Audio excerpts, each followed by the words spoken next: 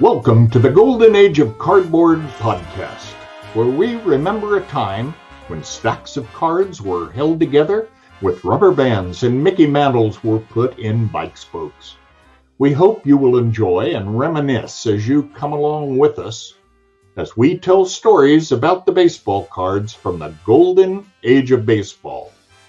We will examine the state of the vintage baseball card market and talk to some of the greatest collectors in the hobby.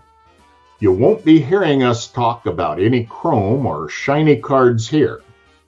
Now, to take you on this retrospective journey, here's your host, direct from the shallow end of the gene pool, my son, Mike Moynihan.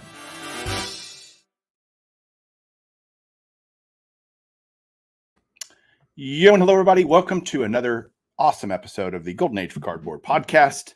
I'm your host, Mike, this week, every week. And today is going to be fun. It's fun when things come together, when you think about a video concept, especially when you do it with a friend. And that's what is going to happen tonight. One of my buddies was here a couple of weeks ago visiting the card room. We were looking at some autograph stuff and we were talking through some video ideas, content ideas. He was talking about something. I'll let him tell you the story. It's better than me. We'll bring him on right now. I don't have a lot to tell you right now. We're going to get into this because this is going to be a fun discussion. Here's my buddy, James, Elite Hunters. What's up, buddy? How you doing? How's everything? Things are good. How about you? Good. I'm grateful to be on once again, and I'm excited because, like you were saying, that this was a topic that really got my fires going. I was listening to it actually in the car. I sometimes listen to YouTube content, and this one had me going. I had to call you as soon as I finished watching it. So what you're referring to is I had a discussion about WAR per plate appearance, and on that video, it's just a thing that I thought of as a better way to think about WAR instead of just cumulative WAR over a career. And it really rewards guys that played a long time, that were at least better than average for a long time. And so I did WAR per plate appearance. But man, James, I have gotten criticisms galore on that about it's a flawed method. Look, there's no perfect stat in baseball that tells the complete story of any player's career. It just doesn't exist. And so WAR per game and WAR per, OPS per plate appearance and all kinds of different ways, OPS plus per plate appearance. There's all kinds of ways you can measure a player's career. And what's great about baseball is just there's so many stats to look at, and there's so many things. Oh, this guy had a better slugging than this guy. This guy had more home runs or hits or doubles or you name it, right? Then you got defense and all those. So there's so many things that play into it. And as you and I were talking, we were like, well, how can we make a video about that using that stat as at least an anchor for making an argument about a topic that we're going to discuss tonight, which is who are the best players at each position that are not in the Hall of Fame. I love prospecting for Hall of Famers, James. I know you do too. Like thinking like who's next, who's overlooked, who's not in that should be. Agreed? Agreed. And the other thing is that you didn't mention was the eye test.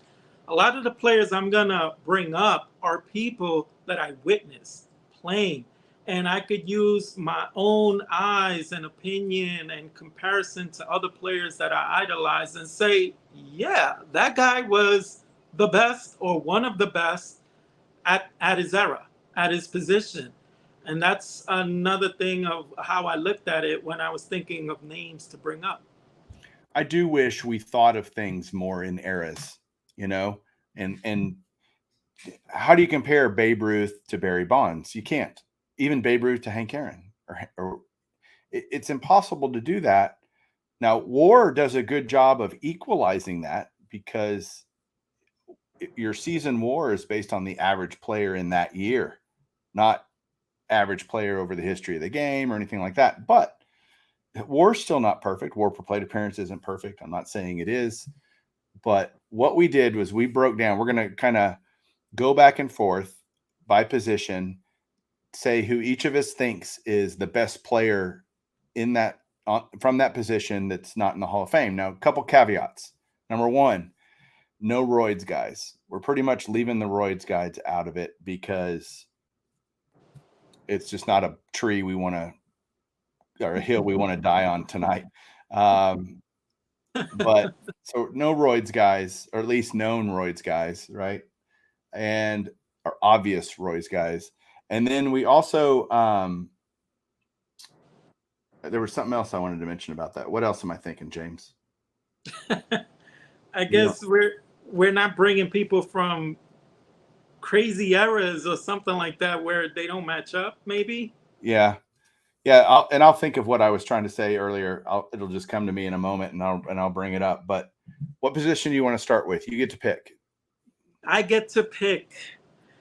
Okay, how about we pick one that they're different eras, but I at least saw both of them play, and for the life of me, part of the reason why I also wanted to discuss this is because I think the Hall of Fame is getting watered down. The more and more some of these players are being let in, or the Veterans Committee lets them in, I think it's watering it down. So if we're going to let I want to discuss that for a second, because I've seen a lot of arguments over the last week since the Pro Football Hall of Fame induction happened of, they let in 10 guys a year, and there's a lot less players in football in the league than there are in baseball, right? Well, actually, there's more players in football, right. But in terms of the history of the game, how many players have played, baseball has significantly more players that have played professional or Major League Baseball versus in the NFL.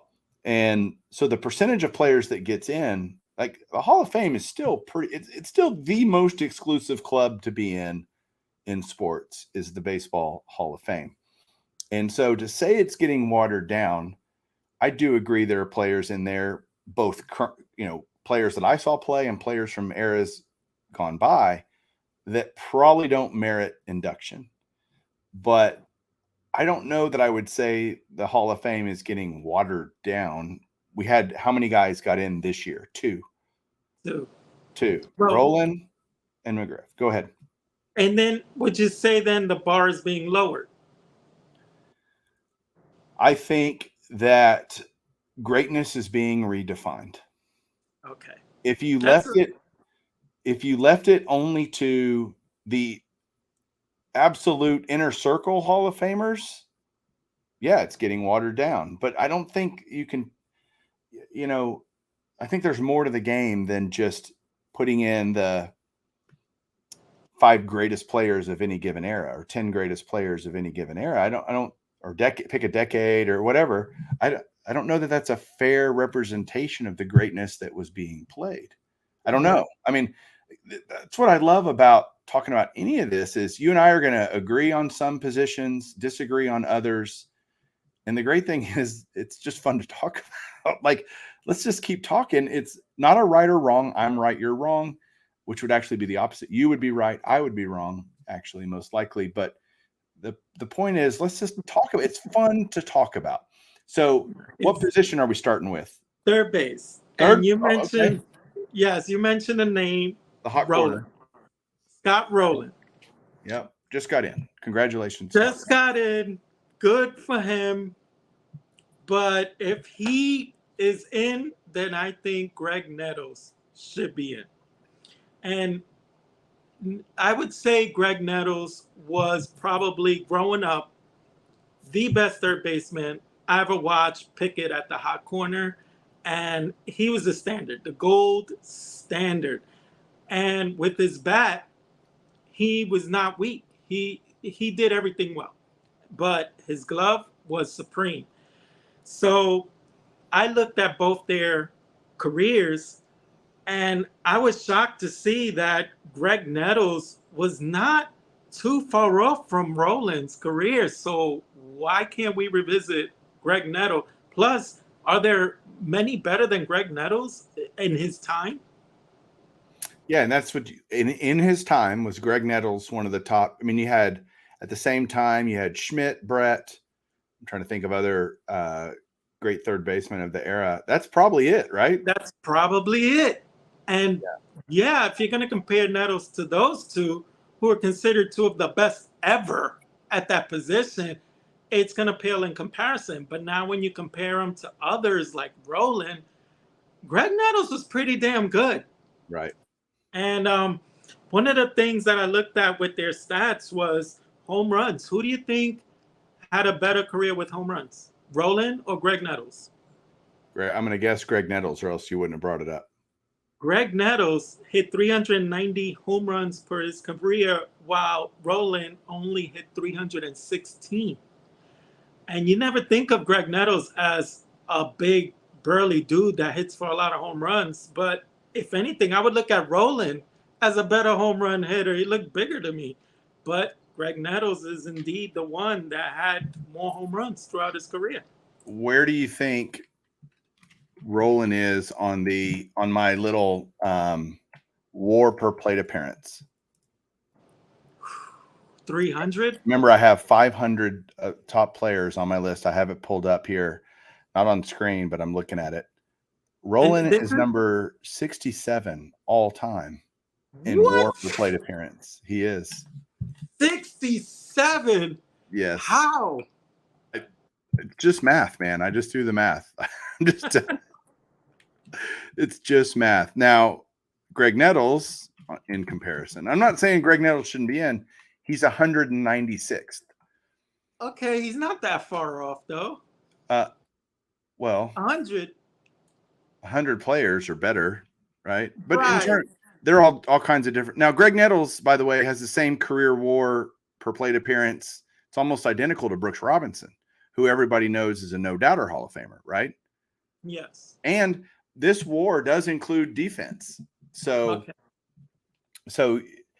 I would say Brooks Robinson and Greg Nettles Greg Nettles played 22 seasons, by the way, comparable in absolutely almost identical in WAR per plate appearances. Brooks Robinson is 194. Greg Nettles is 196. So that's their ranking, by the way, of career or not career WAR per plate appearance all time. But Roland's way up there. So that's pretty, meaning maybe it's not that Scott Rolen shouldn't be in, but Greg Nettles, if Scott Rolen is in, you should certainly consider Greg Nettles. Is that what you're saying? That's exactly what I'm saying, is we need to revisit some of the players not in, which is what we're talking about. But I thought Greg Nettles is a name that definitely, who I saw play, and was he a highlight reel, man. He was such a highlight reel. So I'm not even talking offensively. Defensively, you could have like a 5-minute montage of some of his greatest plays, and they're all exciting. Well, we are going to have to go much faster, or else this is going to be a 5-hour video. Who do you? I gave you a little grace with Greg Nettles because he's a Yankee. So, and I know you're a Yankees guy. So I gave you a little bit of grace there. I put for third base, and I didn't. That's what's great about doing this is I was just doing it from, man, who do I think of when I think of great best players? Then I went and looked at stats. So I made my list off of my, not looking at stats. And I put Michael Young. And Michael Young played short, played second, like he played all over the place. That's what I was going to say earlier is a lot of these players weren't exclusive to one position. And so I put him in a place that I thought made the most sense. But the reality is Michael Young played as many games at second and third or at second and shortstop as he did at third, but played all over the infield. But I put Michael Young just because I'm a homer. That's my Rangers guy. I watched him play pretty much every game of his career with the Rangers. And he, Michael Young, if you go look at his stuff, I mean, he had 6 200 hit seasons. And that's think, a lot. I mean, 200 hits is hard, by the way. Yeah. It's a way overlooked thing. I don't think people go, wow, that's a lot of hits. And if your ultimate goal when you bat is to get a hit, then Michael Young won a batting title. He was a 7-time All-Star, Gold Glover, All-Star Game MVP. Not that that means a ton. It's like having a great game and everybody else sucks or something. But he led the league in hits twice. He only played 14 years, but he had 2,375 hits. And I'm going to use this to illustrate another point, another stat that I look at a lot when I look at a player's career and I'm evaluating their career. On Baseball Reference, 162 game average matters to me a lot. You know, there are guys that get injured and don't play a full season and all these things. The 162 game average is one of those stats that kind of levels the playing field for everybody. Per 162, how did they do? And then you can look, because Michael Young only played 14 years. If he'd have played 4 or 5 more seasons, he started getting injured. If he'd played 4 or 5 more seasons, he could have gotten to 3,000 hits. You know, if he would have Craig Biggio'd it, where he just kind of kept playing, he batted 300 for his career on the dot. 300. That's pretty good. That's usually Hall of Fame worthy. I think he just did it in a market here in Texas that's just not. If he'd have done that, I guess you could kind of, you know, call him the Don Mattingly of Texas, certainly with much less power and all that. But he's just, everybody in New York goes, oh my gosh, Mattingly was the best. And that's what we think. I look at Don Mattingly's career and think, yeah, he had 4 or 5 good seasons, really great seasons, actually. And the rest were very mediocre. Michael Young had 7 or 8 good seasons, but that's not enough, you know? So I put Michael Young, but I would agree with you that if I was to pick the best player at third base based on the ones we brought up, any others that come to your mind on third base before we move on? No, third base was a little challenging. And like, we have people like Adrian Beltre coming up. We're talking about people who are eligible, have been eligible. Right. Adrian Beltre is coming up. He's going to get in first ballot. Easy. Yeah. Next year, actually. You should. Okay, I get to pick the next position then. You get to pick. I'm going to go first base. Okay. And immediately when I thought first baseman, not in the Hall of Fame, most deserving, Dick Allen, Richie Allen, whatever you want to call him, he was the guy for me that I thought of as totally overlooked, the best player at that position, not in the Hall of Fame. Okay. All right. I kind of agree on that one. I thought he was more of an outfielder than first base, but there's, like you said, there's some people that played several positions in their career, and if you want to put him at first, the player itself, I think he was a beast. In his era, he was probably one of the scariest hitters in baseball when he dominated. Who did you have down for first base? See, this is how we go faster. I just ask you. Delgado, Carlos Delgado. Okay. And I remember seeing him play. He was a monster. And that is my thing, is he was a monster. And now you compare him to McGwire and certain other first basemen, it's hard to compare. But he wasn't linked to steroids. So now when you separate the steroid users, to me, it's just Jim Thome, Delgado, you know, and not many others. Why isn't Delgado getting looked more for that, you know, his time?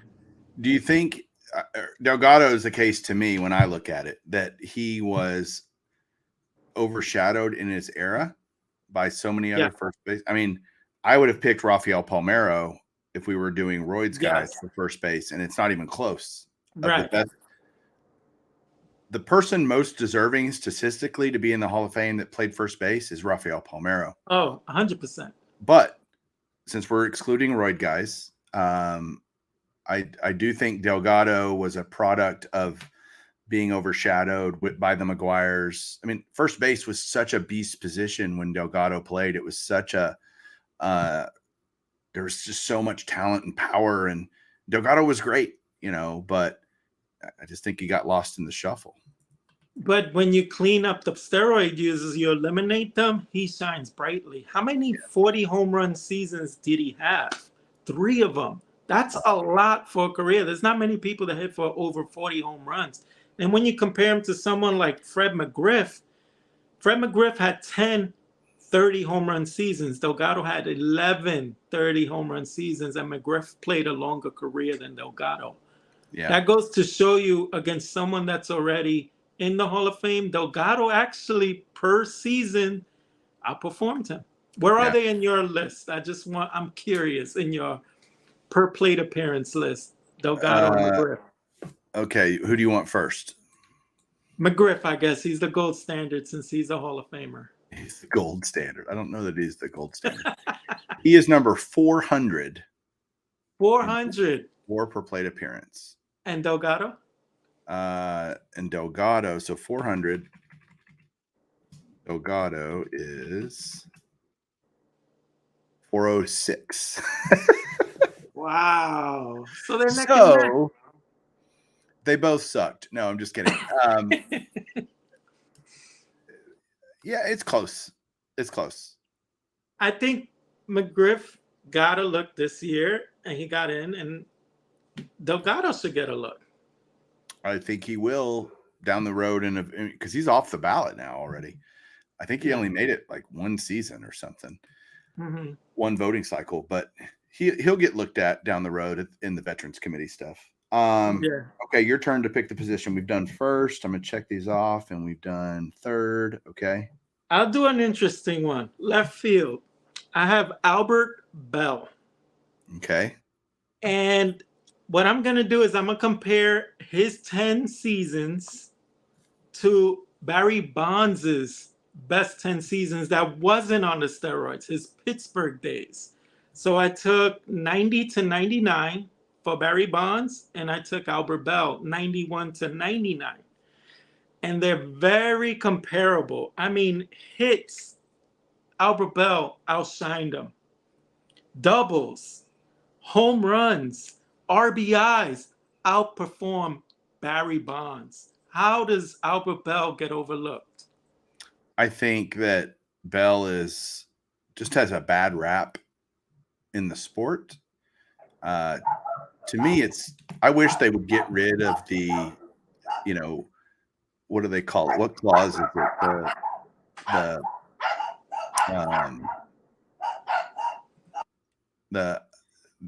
Golly, I can't. Yeah, go ahead, James. I'll be talking while you're going. The ethical clause. I can't remember. I'm having a total blank moment, but character clause, whatever you want to call it. Just to me, it's about what they did on the field. I don't want to put a lot of, axe murderers in the Hall of Fame, but at the same time, Bell was caught cheating with the cork bat. I remember the cork bat incident. James, do you remember that? Yes, I do. And they sorted up and didn't find anything, and he gave the big. It was this, not the bat. Yeah, I mean, I love Albert Bell. I was afraid for him to get hit against my team, but I thought that way about Juan Gonzalez. I thought Juan Gonzalez was, not on the ballot long enough considering what he did. Bell never won an MVP, did he? Yeah. No, he actually kind of got robbed for one. He outperformed the MVP winner. I don't remember if it's 96 was the year. Not to say he got robbed. It's hard to say. But I think there were maybe 2 seasons where he was like the runner-up. And that's probably because he wasn't the good guy. He bowled over Vina when he didn't have to. Right. Yeah, he had a bad rap. He was a great hitter, no question. And I think he could get a shot. I went the romantic route for left field. I picked Shoeless Joe Jackson. I think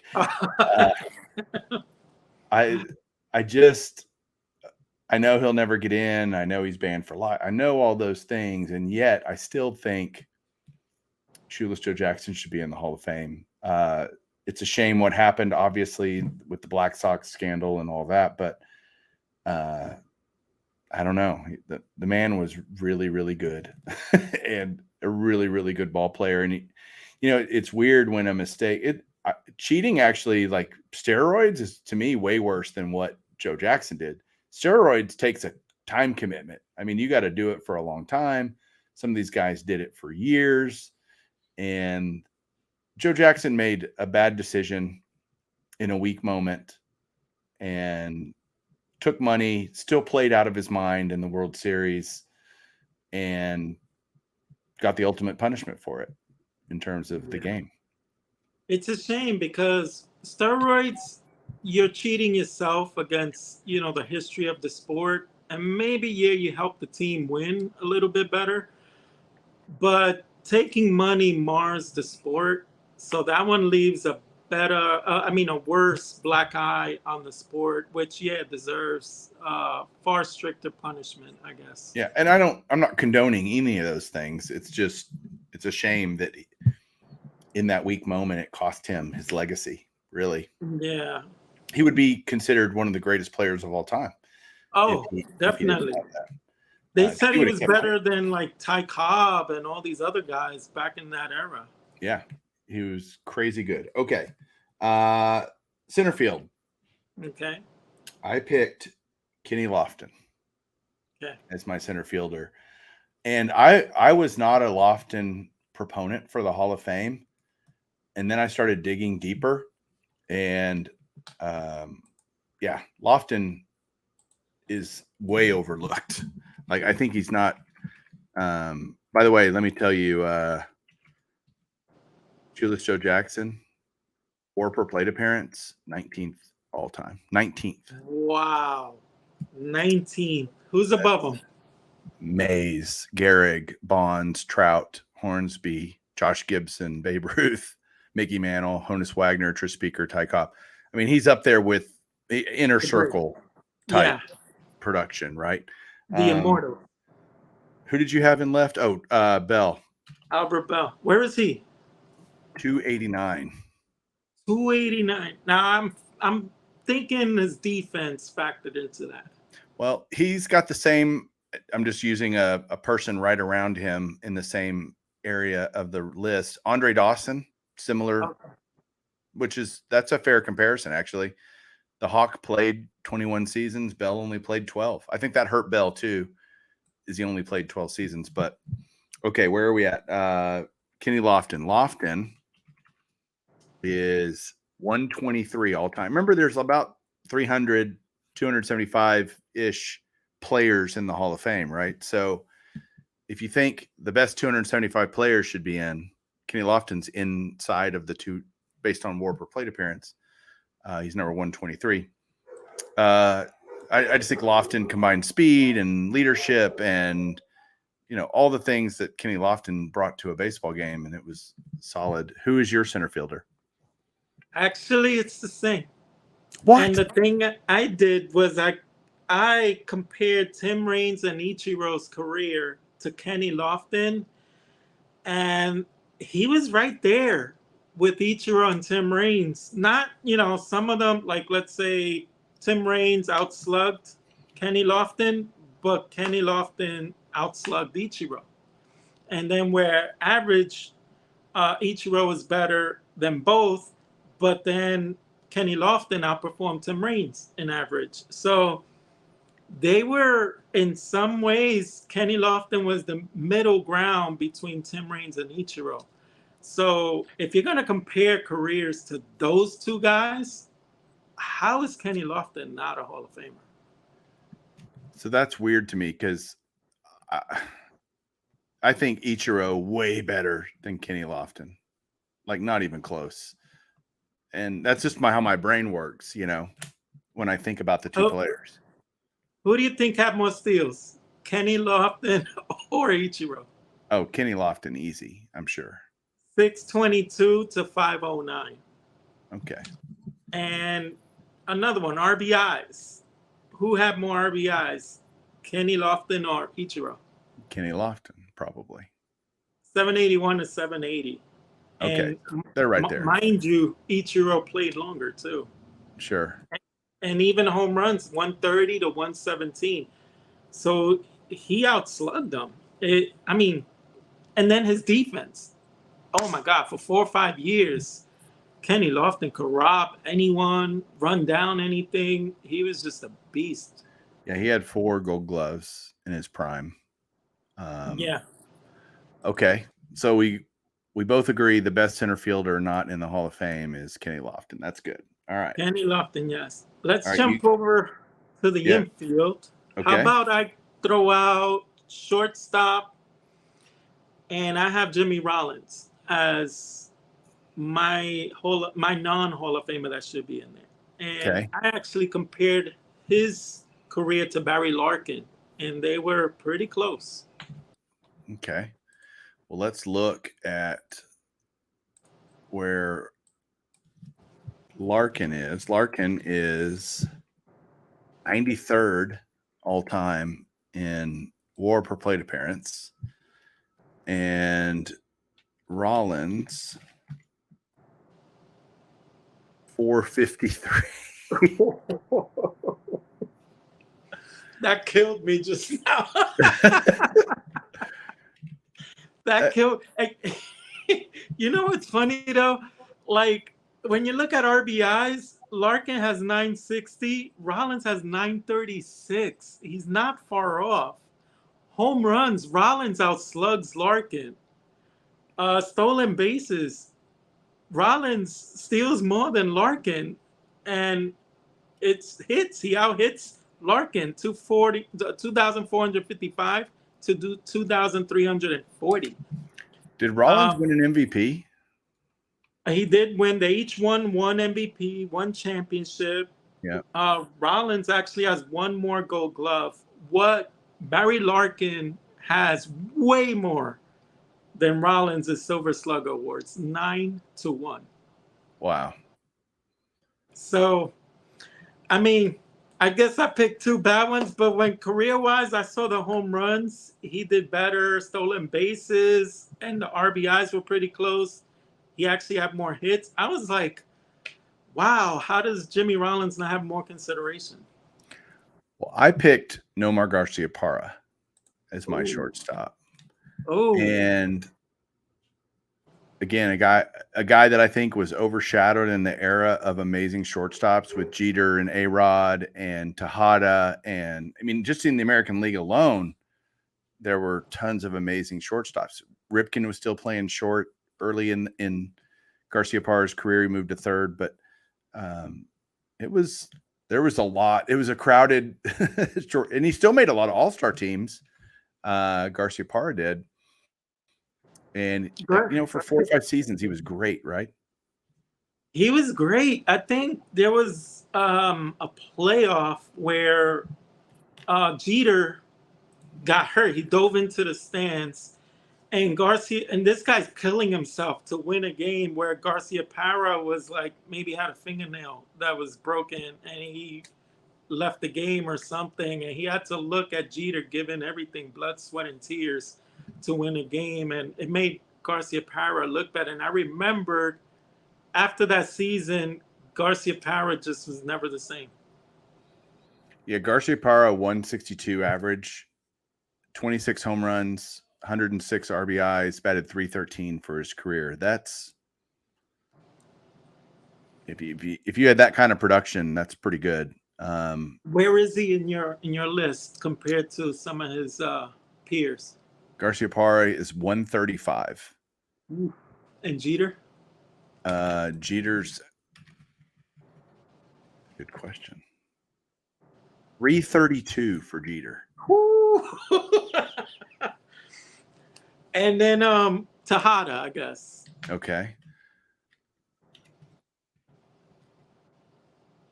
408. So Tejada's way worse. Like Garciaparra, again, didn't play as long as Jeter, didn't win the championships that Jeter won, there's a lot of didn'ts there, right? But he won a couple batting titles, Rookie of the Year, multiple time All-Star. Had a very lackluster end to it. His post-Boston career was mediocre, right? And at best. So that really hurt him. He only had about 7 or 8 good seasons to one. Let's see, 1, 2, 3, 4, 5, 6 good seasons. That's it? Yeah, that's really it. And just to compare to Michael Young earlier, Garciaparra only had 1 200-hit season. Oh, okay. Michael Young had 6, and Jeter had a bunch too, by the way. So no question Jeter's career was better than Garciaparra's. Like, it's not even close. But on a WAR per plate appearance, I've always thought Jeter was overrated. Is Jeter a great player? Of course. Should he be in the Hall of Fame? Absolutely, first ballot, no question. Is he as great as everybody thinks he is? No. He was Mr. Intangible for a reason. You had to watch him every day to appreciate what he did, and that was his career. It wasn't just stats. He had to appreciate him in other ways to say, okay, he does more in other ways than others do. No denying it. No denying it. By the way, Ichiro is 345 on my list of WAR per plate appearance. Really? So, yes. He's and we really were comparing Kenny Lofton to that. And Lofton's higher. And Tim Raines? Raines, 185. Oof. About in line with Tony Gwynn, just so you know. Wow. If you want to think about who he compares to. And again, that's not the end all be all. I'm not trying to, but that's just something it's something to look at. All right. I'm going to move on. What have we done? We did short. We have second, right field, and catcher and pitcher. Okay. We got to move a little quicker here. All right. Second base. Who have you got? I put Bobby Grich. Bobby Grich. And wow. Before you laugh and just say, what are you, crazy? Bobby Grich is 53rd all time in WAR per plate appearance. Wow. That's pretty high up there. What Grich doesn't have is everything else you need to be a Hall of Famer, because he has a high career WAR. He's over 70 career WAR, like 71.1. That's actually pretty high. But he never won an MVP. He was he was an all-star 6 times. But this is at a time when second base was a very light hitting, other than Joe Morgan, nobody really hit for was a productive offensive player.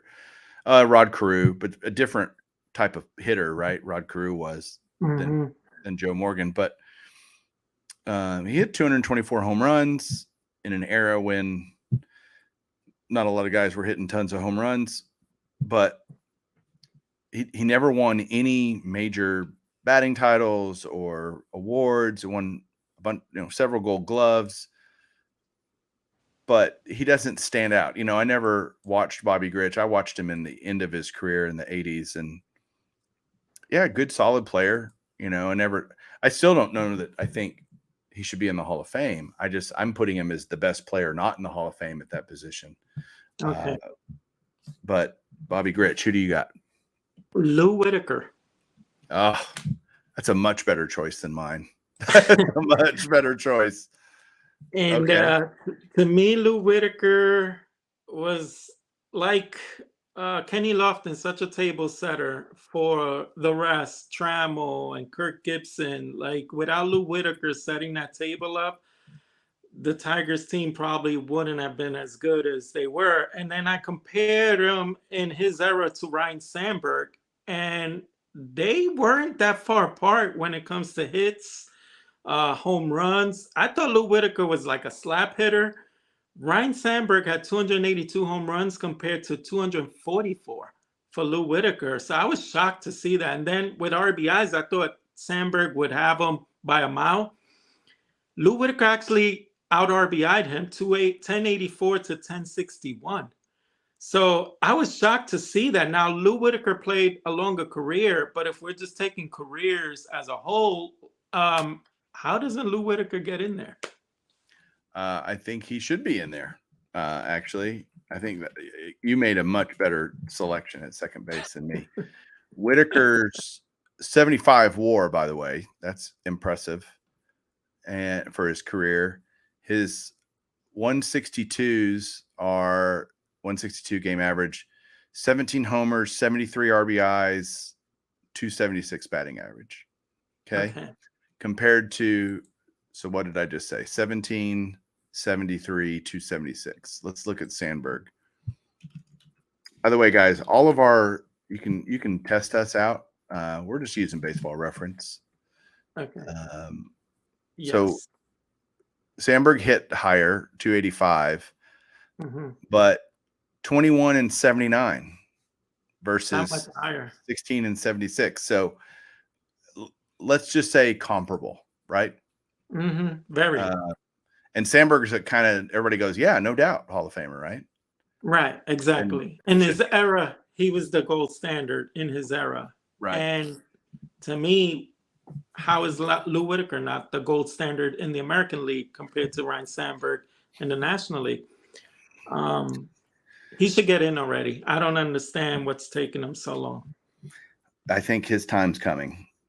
I do think we're going to see a influx of players getting in the next era committee cycle. Mm-hmm. But we'll see. Okay. Hopefully they'll ask me to be on it. 2 more positions. That would be a dream, right? To be in that room to make arguments for. Oh, I would love it. I would love it. I come in there with an encyclopedia worth of stats. Let's do pitcher, because I actually think that was the easiest one for me to pick. Yeah, for me too. Pitcher. And to me, it's no doubt, no question, it's Curt Schilling. Agreed. Is the best pitcher not in the Hall of Fame. Will Schilling get in? I think they're going to make him wait. And now he's got to wait anyway because of the Veterans Committee cycles, the era committees. But gosh, Schilling was just the postseason performances. I mean, he showed up and he pitched in big moments and he was really dominating. And I've actually made the case when I compared careers, doing something that you did. I actually think Curt Schilling had as good a career on a per game and just, when he didn't play as long as Nolan Ryan. Yeah, I can make pretty the case close. that Schilling is as good as Nolan Ryan. My thing with Curt Schilling and like the eye test is when he was with Arizona, he wasn't far off from Randy Johnson. They were like 1A, 1B. And with the Red Sox, he wasn't far off from Pedro Martinez, 1A, 1B. So if you can hang neck and neck with Randy Johnson and Pedro Martinez, how are you not a Hall of Famer? Yeah, again, a lot of self-inflicted wounds there for Schilling, as we're all aware. A lot of post-career mouthing off that has cost him. He would have gotten inducted a couple of years ago, most likely. And certainly this year in the first era committee vote, if he had gotten overlooked by the writers, he would have been in with Fred McGriff. But I think he just pissed off too many people, which again, it's just, why are you letting that enter into your decision about it? Just like, why does that matter? Was he a good pitcher or not? Yes, no, or maybe, but okay. So we both agree. And what I'd love in the comments, especially if you're watching on YouTube, is all these different positions. I'd love to hear what you think, who your best player is at each position that's not in the Hall of Fame, because James and I don't have a monopoly on good ideas, and we dang sure don't have a monopoly on brilliance with baseball history. But we're going to go to the last position. I think I picked somebody you're really going to like, but who did you pick for catcher? We got 2 more positions, right field and catcher. Oh yeah, right field. We hadn't done right field. Let's do right field first, then we'll do catcher last. Okay, so for right field, I'm going to make John Mangini very happy, and that's Mr. Dave Parker. How is he not in the Hall of Fame? And I actually compared him to Jim Rice, and they're relatively comparable for the most part. But Dave Parker, I knew him to be great offensively, defensively, and he had a long career. And he goes to the Reds and wins an MVP. Even with the Oakland Athletics, he was still very good in his later days.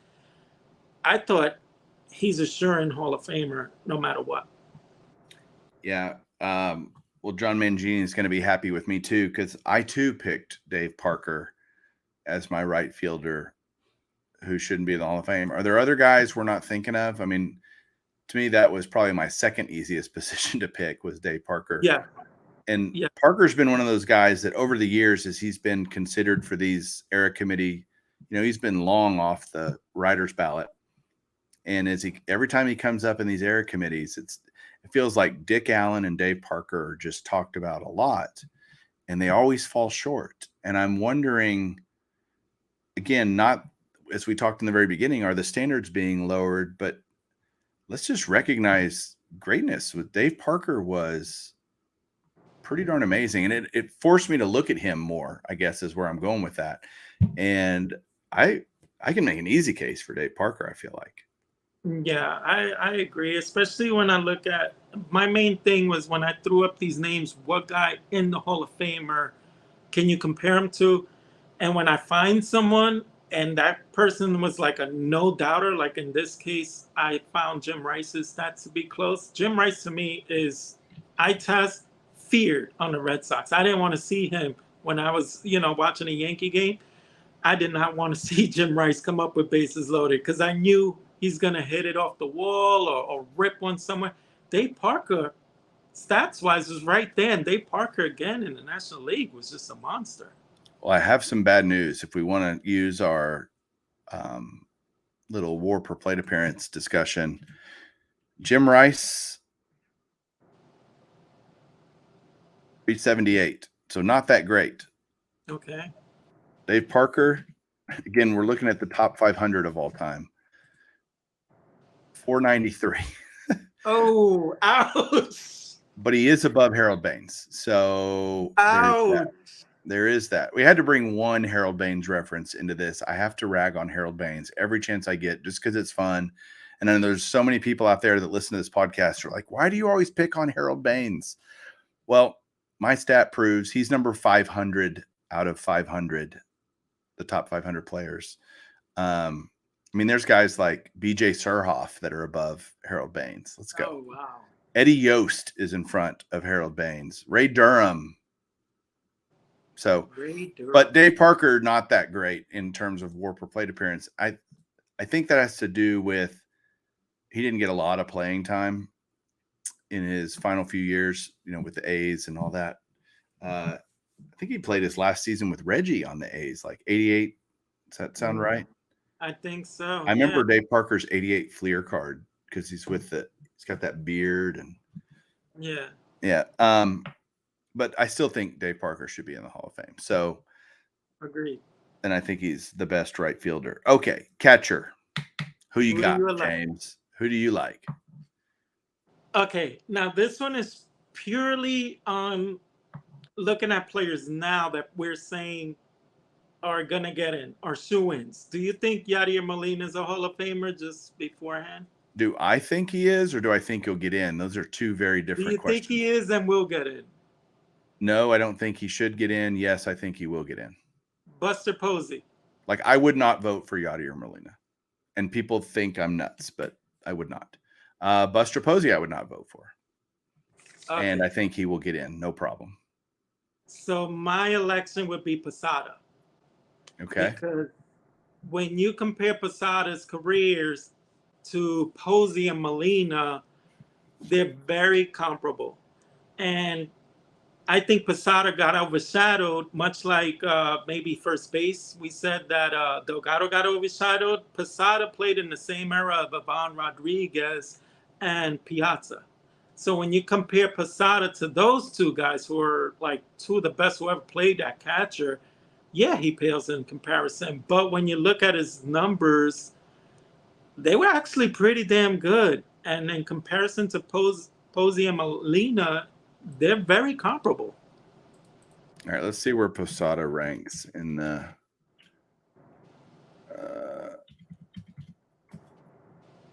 292. 292. That's He's right around right around Albert Bell, actually. Believe it or not. Andre Dawson, guys like that. Above Sammy Sosa, by the way. Okay, on steroids. Right. So and Posey and Molina, where are they if they're on the list?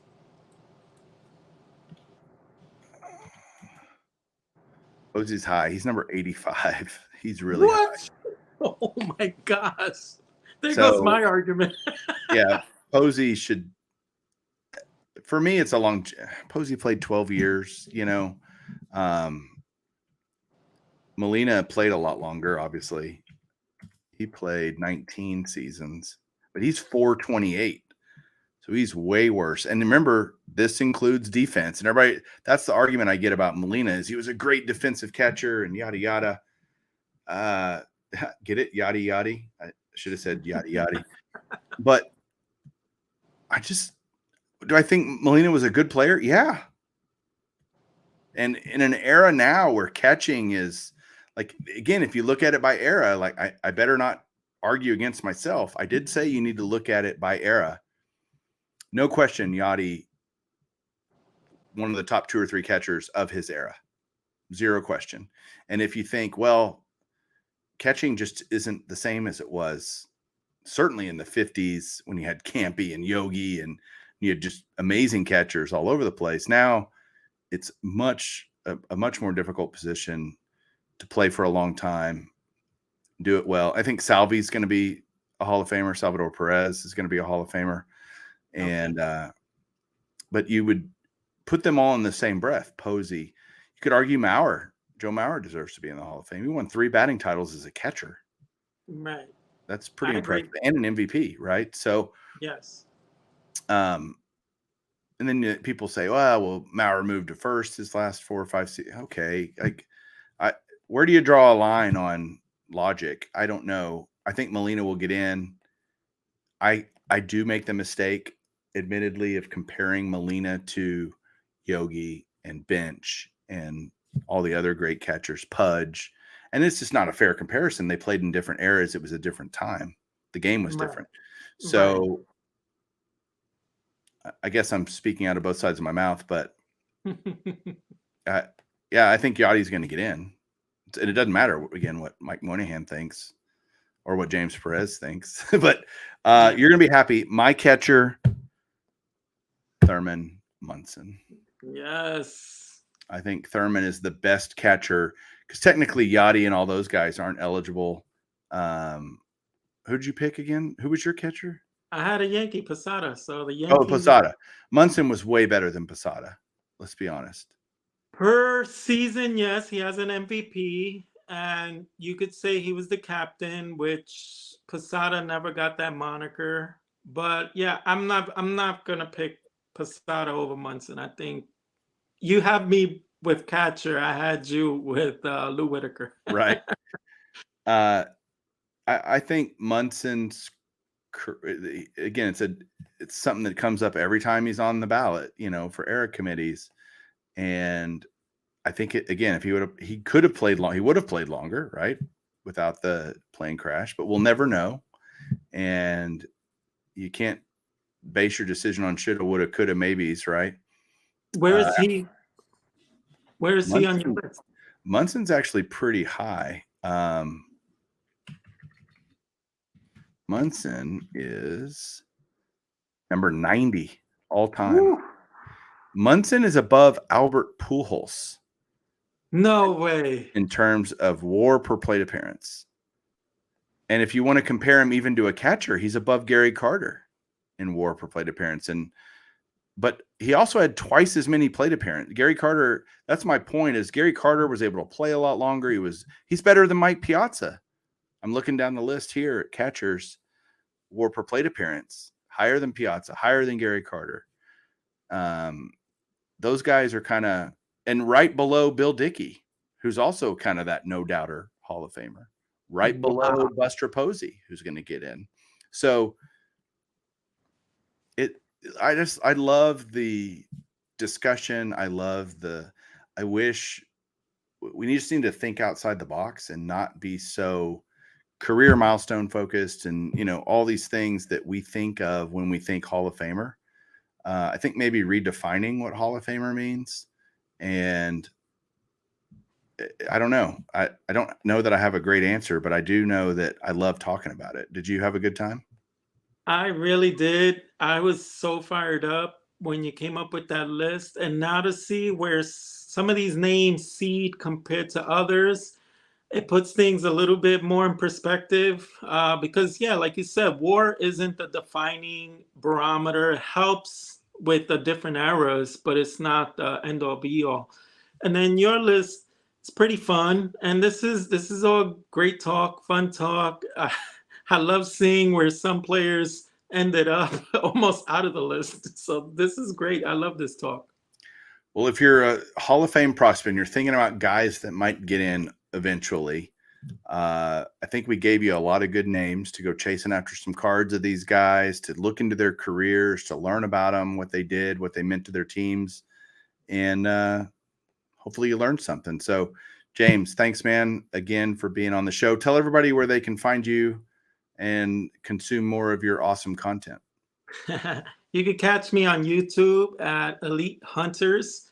That's 2 words. And I love to just take on videos like this where I do a little deep diving. I love looking into greatness, careers of like Triple Crown winners and MVP winners, and sometimes obscure players that maybe did great things. So that's what you'll find at my channel. Like Bobby Gritch. Bobby Gritch. I got to look into him now a little deeper. Well, James, thanks again for being here. Thanks, everybody, for watching. Thanks for listening. We'll catch you guys next week for another episode. Have a good one and keep collecting. Keep collecting.